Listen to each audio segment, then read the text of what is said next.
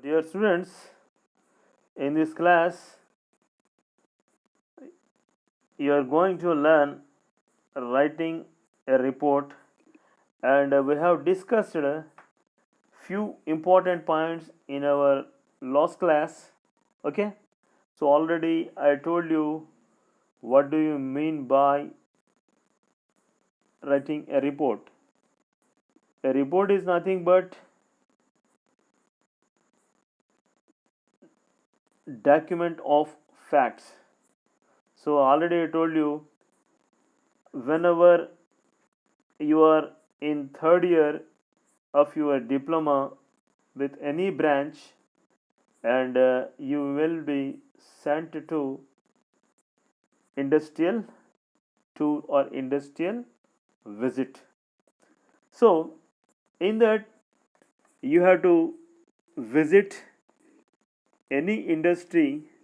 There you get some experience. With the help of that experience only, and you will be in a position to write a report of your industrial visit. So most of you get some confusion how it should be written. Okay, so as you are the diploma second year second semester students, so this SBTT technical board kept some view. This report writing is very useful for these diploma students. Okay, after finishing of their industrial visit, if they are asked to write a report, and they will be in a dilemma. So for that reason only, this technical board in English department what has given this topic for your okay benefit. Okay, in this you get some experience. So I already discussed a few points in my last class. Those points are: first one is title page, the second one is introduction, the third one is objective. Up to slide number 3 we discussed these three important points. So in this class you are going to learn observation. In slide number 4 you are going to see observation. So what should be written in observation? So then have a glance over here. List out your observations in order. Present the data logical sequence. Okay, so in observation what you have to do is list out your observations in order. So whatever you observe in that particular industry where you have sent, okay, that should be written in order. Present the data in logical sequence. What do you mean by logical sequence? So what you have done first, and what you have done next, and what you have done after that, and finally what you have done.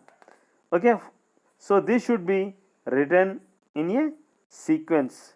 Okay, in this you have to follow this observation part. So the next part is critical analysis. Critical analysis means analyze the information which you have gathered, discuss the unique features of the workplace you have visited. So in this critical analysis, what you have to do is whatever the information you have gathered with the help of your visit, okay, and you have to discuss the unique features of the workplace you have visited. This should be written in a critical analysis. The next, have a glance over the slide number 5th. So here the side heading is findings.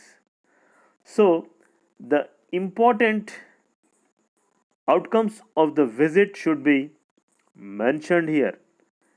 This information will be useful to other students who have not visited the industry. So, findings. So, what you have understood here is the important outcomes of the visit should be mentioned. So, whatever you feel important there should be written in this findings. This information will be very useful for your next coming batch, and if you take your report writing notes, and that will be very helpful for them to write industrial visit. And the next important point is acknowledgements. So in acknowledgement part, you can express your gratitude to the officer who gave the permission to visit the industries. Okay, here what happens in acknowledgements? So you can't directly visit to any industry, and for that, what do? You take the permission from that industry, okay, manager or the supervisor. Okay, if he permits you, then only you can visit there, and after visiting there, you will be what, cooperated by that officer, and okay, they cooperate you, and they will help you in every respect for your work done there. So that should be what written in acknowledgement part. And you should be very grateful to the officers who permit you to visit their industry. This is very, very important. Okay, this point should be written in acknowledgement part. So next comes, then have a glance over the slide number 6. Okay, industrial visit for PG, BM, IB and PGDM, BFM to JNPT. Report of PIMSR students. One day industrial visit to JNPT, 25th February 2012. Okay, this is related to a visit of the students, okay, from two branches. Okay, as a part of practical oriented technique pedagogy and a contemporary focused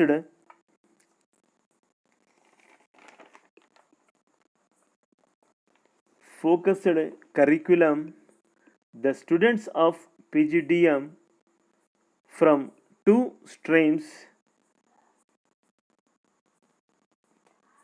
international business, banking and finance, were taken on a one-day industrial visit to the Jawaharlal Nehru Port Trust, JNPT, and Continental Warehousing Corporation, Yan Hova Sheva Limited, on 25th February 2012.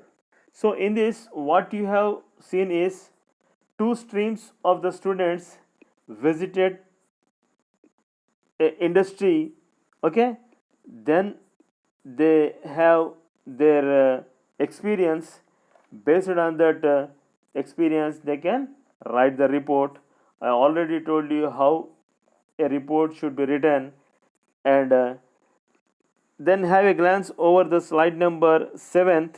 Okay, in this you will have three more paragraphs. Okay, so few more details of that visit are added in this. Okay, go through the three paragraphs. Okay, understand, and how this writing a report should be written, how this report is written. So based on that, if you are asked to write a report, you should follow the side headings while writing a report of your any visit to an industry. Okay, so generally sometimes you will be asked a question, write a report, and some information is given, and based on that you have to write the report. And sometimes directly a report is given, and under it some questions, means around 5 questions will be there, and you have to write the answers for them, and upward you will have the report.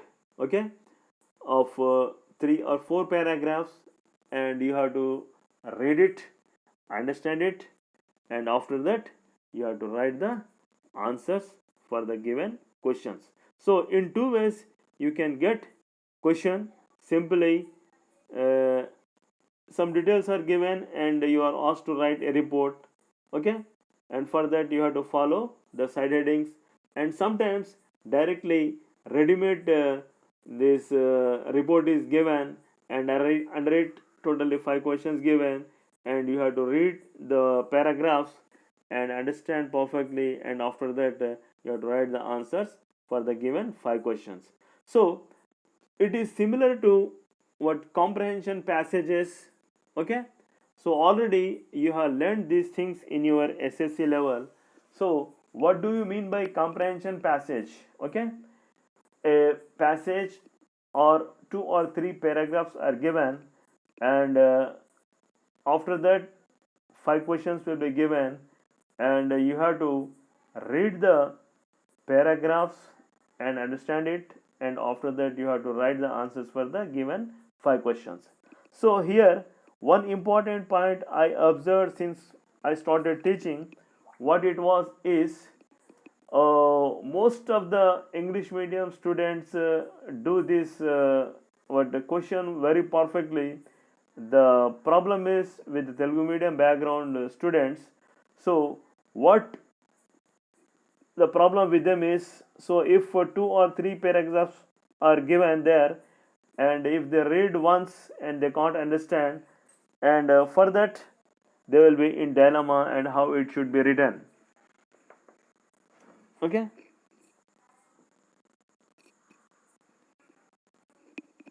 so what happens here is, so for that I am giving you two important what methods, how this what answer should be written for the given questions. Especially I am going to give the first method.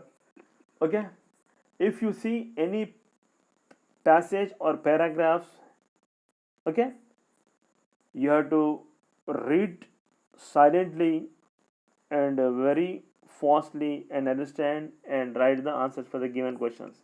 So this is for all actually, but English medium students what do it perfectly, but the problem is with the Telugu medium students. And for that I'll give you two procedures.